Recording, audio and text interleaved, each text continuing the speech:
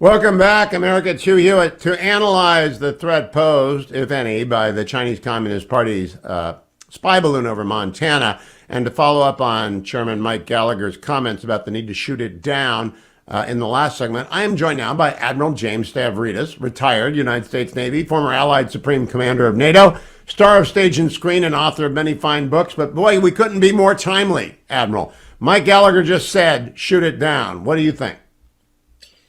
I think yes, shoot it down, but you do need to be mindful about where the debris lands. Would have been really good to shoot it down over Canada. And by the way, as you know, Hugh, but some of the listeners may not, the United States and Canada are joined together in a massive air defense zone. That's what NORAD is, North American Air Defense. So would have been quite legitimate in consultation with our Canadian partners to knock it down somewhere over the tundra of Canada. Now it's over the United States. You have to be pretty mindful. I don't think we're in the business of shooting down a lot of balloons, so we're not sure exactly, I would suspect, how to go about doing that in a way that ensures the debris doesn't go somewhere. But it's a big Western United States. I bet we could figure that out. So, yeah, I'll go with soon to be Chairman Mike Gallagher. Let's shoot the thing down. The reason being, let's see what's on it. Let's see what the capabilities Admiral, are. I'm curious. I said it sounded to me like a Wile E. Coyote Acme device because it's just floating different places. Is there any way to drop a net over it and bring it down? Does it have to be a shoot down? Because I'd like to actually see what the machinery is and how it works and what they're looking at. Well, I don't think we have a lot of recent experience shooting down balloons. You probably have to go back to World War I when we took out a few Zeppelins. But I think it's improbable we have the technology to drop a sheet over this thing. It's up there at about 20 miles. You can't get a helicopter up there. Things are zooming and zorching by it. Bottom line, Hugh, I wouldn't be surprised if we find out this is real buffoonery. We could call it balloonery on the part of the Chinese. I'm not sure they deliberately are driving this balloon over the United States, and they're kind of backpedaling themselves. But yeah, we shouldn't be in the business of allowing anything floating around over the United States from a foreign power. All right, now I want to move to the headline I originally wanted to talk to you about. New York Times this morning is reporting that the Russians have lost 200,000 dead or seriously wounded troops. And the last public Biden administration statement was 100,000. What do you think of those numbers? I think they're real. I'll tell you where I go for intel. The U.S. intelligence community and its public pronouncements tend to be pretty conservative, kind of understate. The Ukrainians, as you would expect, will have crazy big numbers. Look at British intelligence. They have successfully called an awful lot of things on the battlefield. I think that's where these numbers are coming out of. Let me put them in perspective for you and the listeners, Hugh. 200,000 killed and wounded in a year, 1 year, less than 1 year. Compare that to 20 years in the forever wars in Iraq and Afghanistan.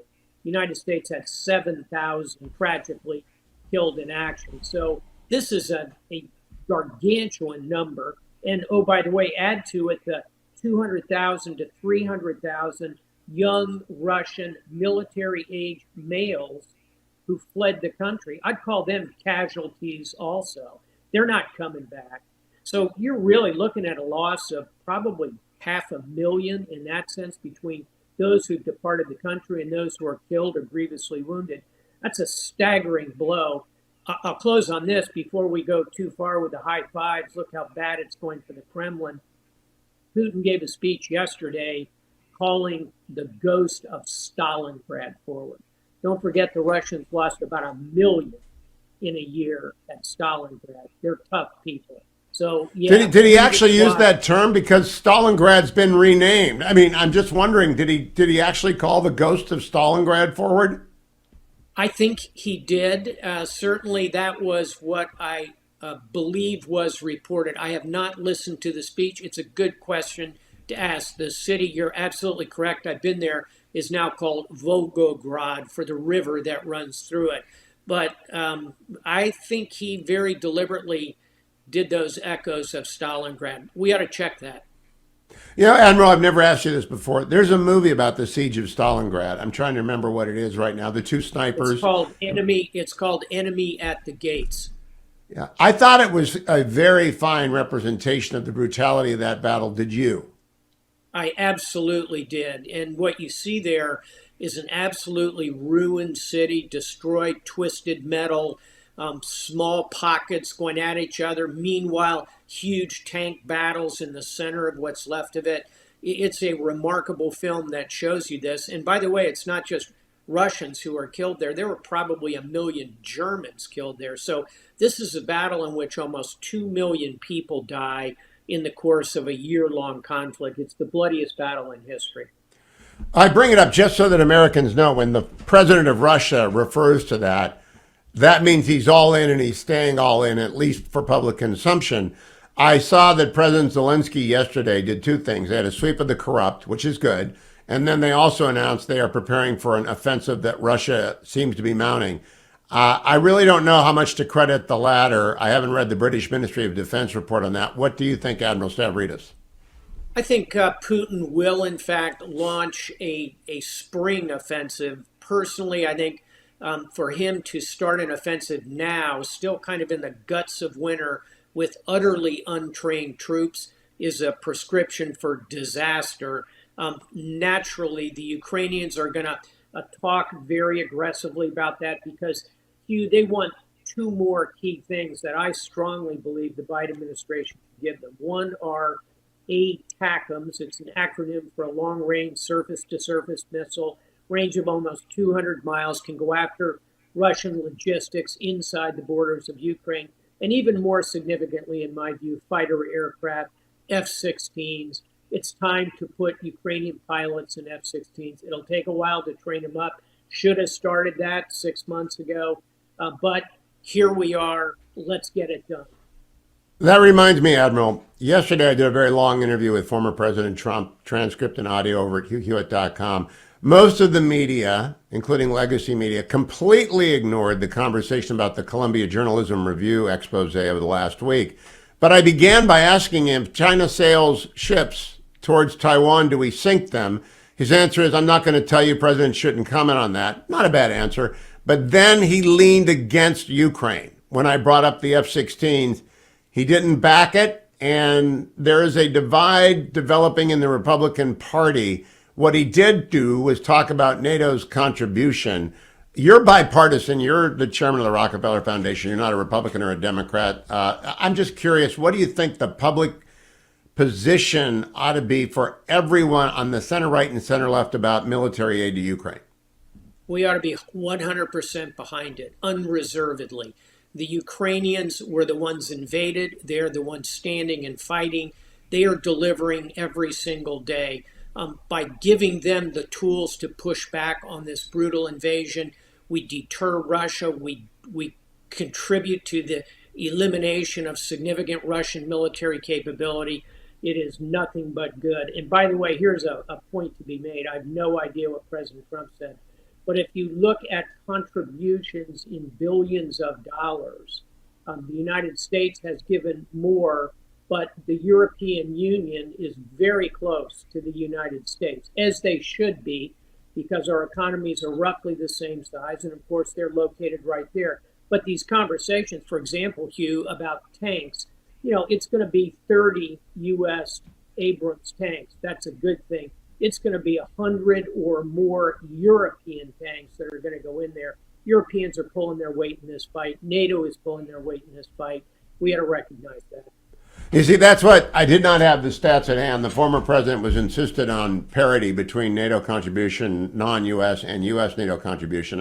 And you've just told me it is very close to parity. What about the first question, would we sink the ships, when he declined to answer and said presidents don't answer questions like that? I think on that one, he's probably more in the right frame in that the U.S. policy, and I still think it's the right one, as you know, Hugh, is called strategic ambiguity. That is to say, we don't tell Beijing We're definitely going to attack your forces if they approach Taiwan, or we won't. We have strategic ambiguity. We create uncertainty in the minds of Beijing. By the way, that's why it's a very good thing, announced in the last couple of days, that the U.S. has gained access to bases in the northern Philippines. Look, You anticipate where I'm going. That's 98 miles away from Taiwan, one of them. But how long will it take us to put? We used to have giant Air Force and Navy bases in the Philippines. They closed during the countries going in their opposite direction. How long will it take us to actually staff these things up that they're operationally of concern to the CCP? months, not years. And the way to think of it is we're not going to rebuild Clark Air Force Base or Subic Bay Naval Station or QB Point Naval Air Station. Those were huge, static Cold War bases.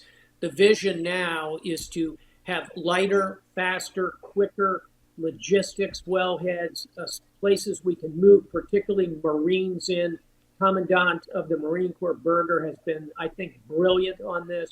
The idea of creating Marines as attack forces that can move inside that island chain. And by the way, little notice, Hugh, last week also, the Marine Corps commissioned its first new base in 70 years. It's in Guam, Fort Blaze. That'll be the wellhead, the logistics head, back behind those forward bases, for example, in the northern Philippines. You know, Admiral, some of my Marine Corps buddies, we have a minute here, suggest that's camouflage for de-emphasizing our Okinawa footprint. What do you say to them? I think it is not camouflage, but it is a true fact that we are rebalancing some forces, Marines and others, away from the Japanese home islands and putting them back on Guam. I think that makes sense if you look at the big picture here. And here's the other point, Hugh. By taking those U.S. forces out of Japan, it causes the Japanese to have the pressure that we want to raise their own defense budget, which they That's another way of looking at it. As always, Admiral James Stavridis, retired United States Navy. Follow him at Stavridis J on Twitter. Thank you for joining me. I'll be right back, America, on this Friday edition of the Hugh Hewitt Show.